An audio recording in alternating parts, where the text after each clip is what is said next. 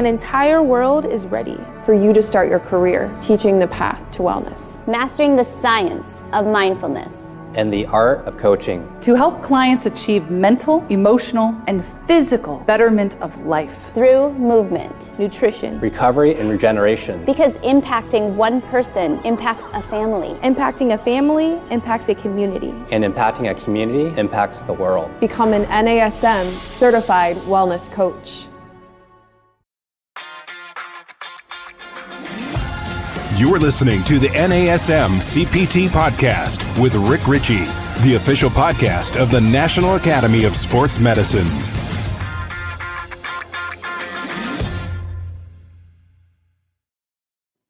Hey, y'all, and welcome to the NASM CPT podcast. My name is Rick Richey, and today I'm going to talk about some problem areas that people have in their knees, specifically runner's knee and jumper's knee.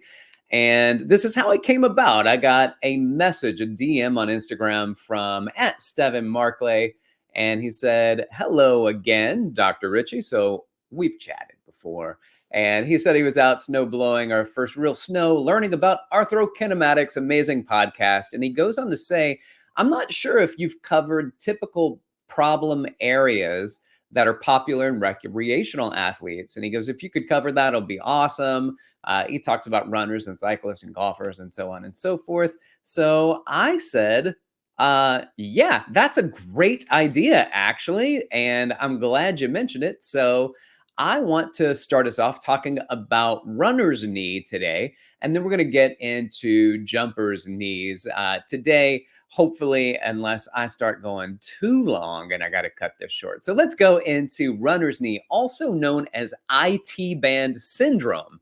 So let's talk about what it is, and then we'll get into what causes it. We'll talk about the overhead squat assessment, and then we'll go into some interventions that I think are very important for the fitness professional to be able to understand. So first of all, what is runner's knee? Runner's knee is going to be pain on the lateral side of the knee, and more specifically, it is the lateral condyle of the femur. Now, the condyles are those rounded bony areas. So, the shaft of the femur kind of widens out into these kind of circular condyles, and it's the lateral, the outside of the condyle. What happens is that there's inflammation of the tendon, the IT band. The IT band is a really long tendon. It goes from the ilium to the tibia, which is where we get the name IT, the iliotibial band.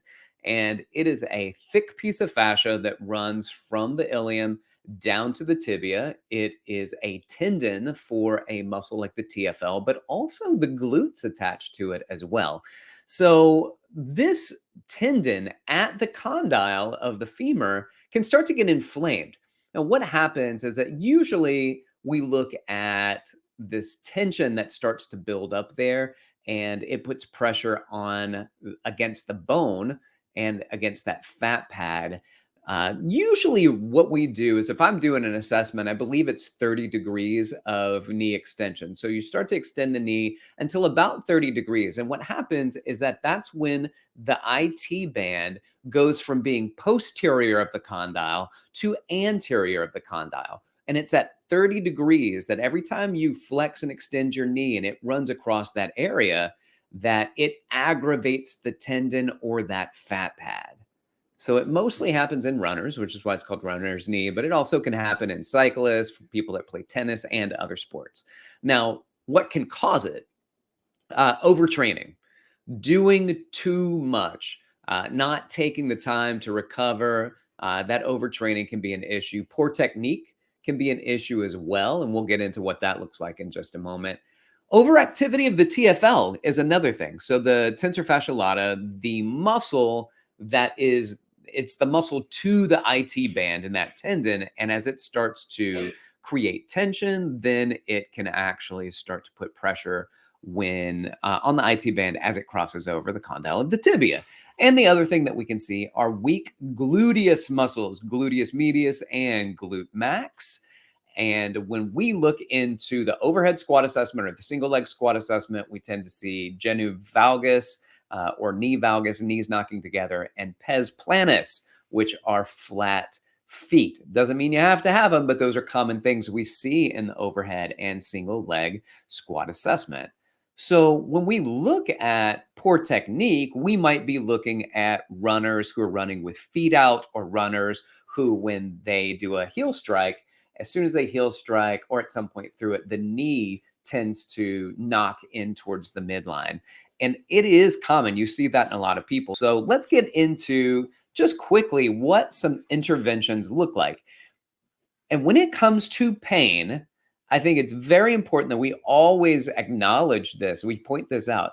The interventions, first and foremost, should be the suggestion to see a physician or to see a physical therapist. So when somebody's dealing with pain, we need to direct them towards the physician or physical therapist. Now, there are some things that we can do just based off of our understanding of human movement. And that will kind of take us into the corrective exercise continuum. So here are some of the things that we can look at from our end. And again, our job isn't saying, hey, I'm going to help you get rid of your runner's knee. In fact, I don't even know if you have runner's knee. You just told me you have pain on the lateral side of the knee. If it is runner's knee and it's been diagnosed, the best thing to do is to get the intervention techniques that have been provided by the physician, or more specifically and hopefully through the physical therapist. So let's get a list of what it is that they're using for interventions. Some of the things that you might see there and some of the things that you can look into is SMR. So doing some self-myofascial rolling and static stretching on the following areas: the TFL, adductors, and the calves. So the TFL and adductors, what we see are those two areas being areas that can kind of pull us into the knock knee, the valgus position. And then the calves can kind of do that too. Not necessarily that it's pulling into knock knee, but also because the lack of dorsiflexion in the calves causes the feet to either turn out. So it's relative to the foot turnout, the knee is in a valgus position. What you could also look at is the short head of the biceps fem. So the short head of the biceps femoris tends to do something called a bowstring effect. As it tightens on the outside, it pushes the knees, it flexes the knees on the lateral side, causing them to knock in towards each other. So those would be things that you would want to foam roll. And then once you foam rolled them, then stretch them. So the SMR is part of like a preparation phase before you do the stretching. And then there are activations that you want to do. So some of the issues, especially like TFL and adductors, those are internal rotators. And as they internally rotate, they can adduct. And of course, the adductors can adduct as well. So we're going to look at the gluteus medius and the gluteus maximus as muscles to exercise. We want to do activations with those. Things like clamshells and lateral tube walking and bridges with the mini loop around the knees so that you can push out into a neutral or a slightly varus position to strengthen those muscles to get out of the valgus position, the knee knock position.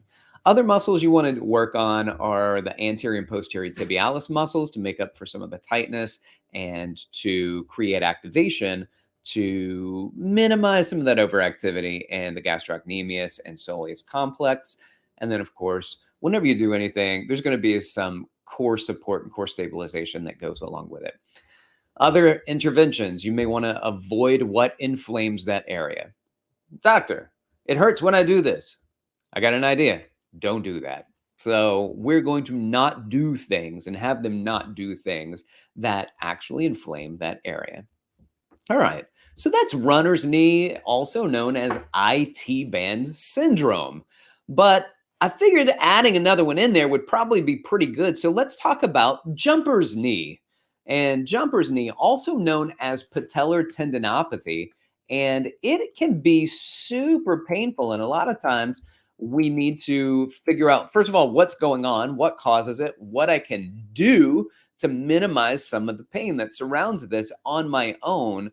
And of course, sending people to a physician or a physical therapist as well. But let's talk about it. First of all, we're going to go, what is it? What causes it? We'll look at the overhead and single leg squat assessments, and then a few interventions for jumper's knee. What's jumper's knee? All right, it's going to be pain of the patellar tendon at the inferior border of the patella.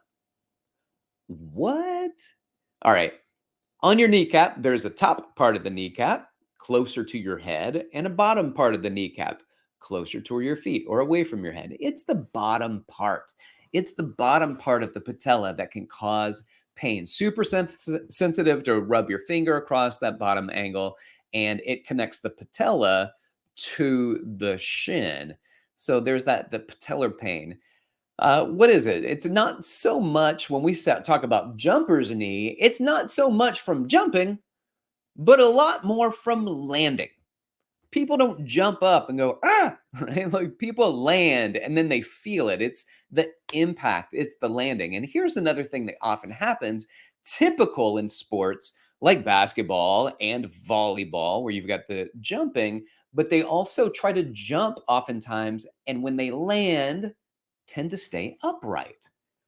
So for instance, people playing basketball, when they jump up and they grab the ball and pull it back down, they oftentimes try to keep their torso upright so that they can still be higher, taller, and see what's going on around them, rather than landing, let the hips drop back and sink down into it. The torso has to go forward. Well, you lose sight, you lose height. And so when they land, there's not a lot of forward lean at the torso, not a lot of flexion at the hip. And so it's a lot more flexion at the knee. It's a lot more flexion at the knee. And instead of doing that ball to heel, rolling down when they land, oftentimes they might land and stay on the ball of their foot. And of course, when they don't roll that down, then the pressure, the weight's not absorbed at the ankle. It's not really absorbed very much at the hip. And so the knee is taking a lot of the issue. And so that's going to cause some of that patellar pain, the jumper's knee, the patellar tendinopathy. So it increases in jumping and running, cutting, and particularly when landing. All right, what causes it? And we talked about landing, so I think that's important to mention, but there are other risk factors that are associated with it. So knee valgus and knee varus. So when the knees knock together or when the knees bow away from each other, both show increased risk factor for jumper's knee. Then there's something called a Q angle, an increased Q angle. And a Q angle just means a quadricep angle. It is the angle from where the hips and the knee, the line from the hip to the knee. And that's going to make kind of like a V shape. Now, the more kind of serious V that you have going on, the wider the V, which means the wider the hips and the closer the knees are together, that's more of an increased Q angle. And certainly valgus positions increase that exponentially. So some of that is certainly going to be genetic because of the position of just where your hips are, but you can change where your feet land to try to minimize the Q angle, and you can minimize the adduction or the knocking of the knees when you land to minimize that Q angle. There's also tends to be some poor quadricep and hamstring flexibility. So tightness in the quads, tightness in the hamstrings, poor technique during eccentric deceleration, overtraining, and in particular, we see it overtraining on hard surfaces. So be aware of overtraining always. And then, of course, if you're training on hard surfaces, then overtraining can come a little bit sooner when it comes to this. All right, overhead squat assessment, single leg squat assessment. Yeah, you might see the valgus, you might see varus, you might see pes planus, but what you're probably going to see for somebody who has jumper's knee is pain. And you don't need to see if their knees are adducting or if they have flat feet or all of these. You don't need to see that. If they have pain, you stop the assessment. In pain, that is the assessment. You now have the answer of the assessment, which is it hurts, so we stop. So if somebody's in pain, you stop that assessment. You do not move forward. You don't move through pain to say, well, let me check out your movement. You stop. You don't put people in painful positions. All right, let's talk about some of the interventions. Number one, first and foremost, we talked about it before. We got to refer people to their physician or their physical therapist. You got to send them to get checked out. Also, when you have an athlete or a client that you're working with, especially ones that have this, you need to monitor their movement and their landing mechanics. So a lot of times there are big technique issues that we have to address. So we need to monitor movement. We need to monitor, particularly because it's so much more eventful, how they land. When they land, are they absorbing the force through their foot and ankle, which is a ball to heel landing? Are they sitting their backside back? Is their torso coming forward? Are you creating that tibia torso angle like we look for in a squat, where those are parallel, the tibia and the torso? Or is the torso upright and the knees go really far forward and the heels don't actually go onto the ground? Those are things you want to pay attention to. We want to monitor movement and their landing mechanics. All right. Want to self-myofascial roll and to stretch the quads, hamstrings, adductors, and calves. This is just kind of a starting point. Again, we're sending people out to physical therapy, but if I've got somebody with me and they're being they haven't gone yet, I'm not going to say let's not train, but I might say, hey, let's do a few things and we're going to avoid anything that's painful or slightly feels off at that patellar tendon. We're just not going to do anything to bother it. But one of the things we will do is just an overall tissue response to it. So let's just say, let's foam roll and stretch the quads, hamstrings, adductors, and calves. And then you want to do some activations. You can activate glute medius, gluteus maximus, the anterior posterior tibialis, and then add in the core support. And yes, those are very, very similar to the runner's knees.